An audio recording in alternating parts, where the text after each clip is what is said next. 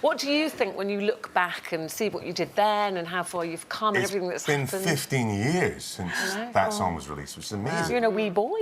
I was only a wee boy.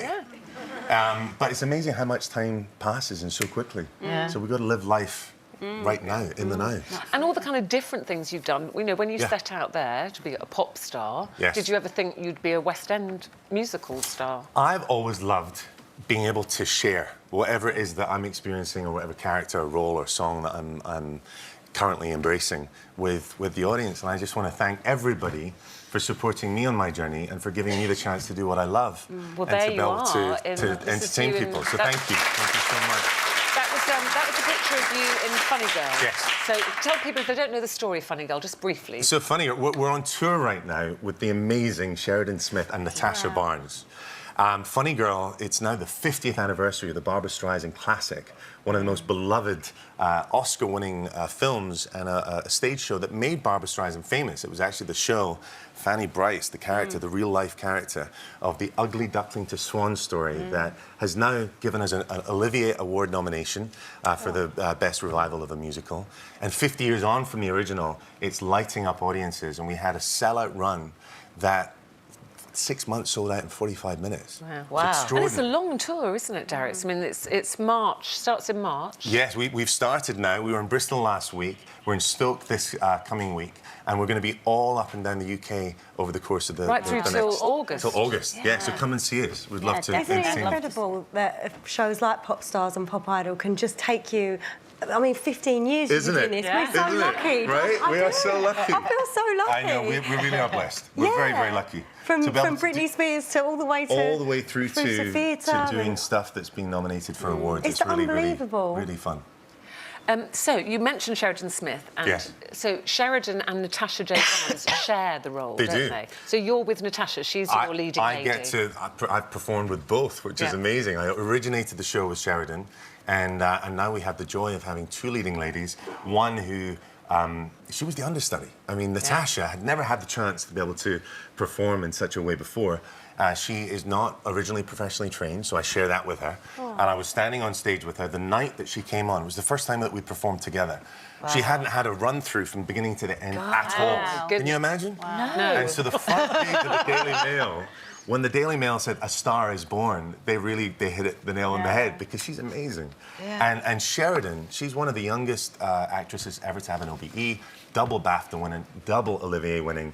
One of my mates, someone that I adore. So how did you help her through? You know, she had some tough times. We support one another. With her father dying, and she got a lot of bad press at the time because people didn't know what was going on. Well, she got a lot of press because people are interested, and when you're in the public eye, just in the same way that when Barbra Streisand was doing her show and everyone was, the rumours were, was she having an affair with the leading man? You know, this is the industry that we're in, and people are naturally interested. So, you know, she is someone with an incredible spirit and a driving force, and for her to come back not only after her father passed, but to be able to do so with such grace and such amazing showmanship. I love Sheridan. And you're good friends. And we've got a great friendship from even before the show. We knew one another, so it's lovely. And we're saying we all help each other through tough times. You've seen us doing that with Colleen today, which Colleen, I'm so sorry to hear about the news, and I just want you to know that I have seen with my parents as they've come through. My dad was diagnosed with terminal cancer. Your parents have had cancer, haven't they? My mum just recently, she was a cancer specialist at the #1 cancer clinic in Scotland called the Beatson. So Mum was treating cancer patients and then was at the other side receiving surgery, chemotherapy, radiotherapy. And it's been 2 years as of this month that they've celebrated that my mum's all clear. So it's not only possible for us to be able to come through the other side. And that photograph, that was them on Saturday at Balmaha in Loch Lomond, where I used to play as a child. I couldn't be with them. But they sent me this little photograph saying, thinking of you, celebrating that Mum is such a cancer-free. Thanks, Mum and Dad, we love you. And you're working, your leading lady on stage is Natasha J. Barnes. Yes. Your wife is also Natasha Henstridge. Now, what, if you don't mind me asking, because there's been some confusion about you were together, then you divorced, and then you got back together. So are you back together? Well, I'm actually... I suppose in the most bittersweet and wonderful way, we're dear friends. And we filed for divorce 3 years ago. But I really meant what I said. When you stand in front of someone and you say, I'm going to give you my life, and I'm going to spend my life with you, you mean it.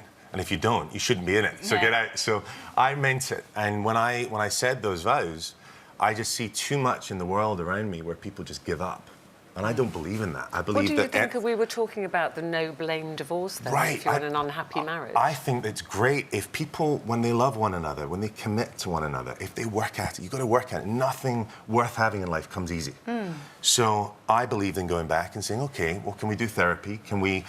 What can we do that might be able to make it work? But if it doesn't work? And if it doesn't work, with love and appreciation for what you experienced. Yes. I had the most amazing, relationship with her. I got to be a stepfather and to raise 2 sons.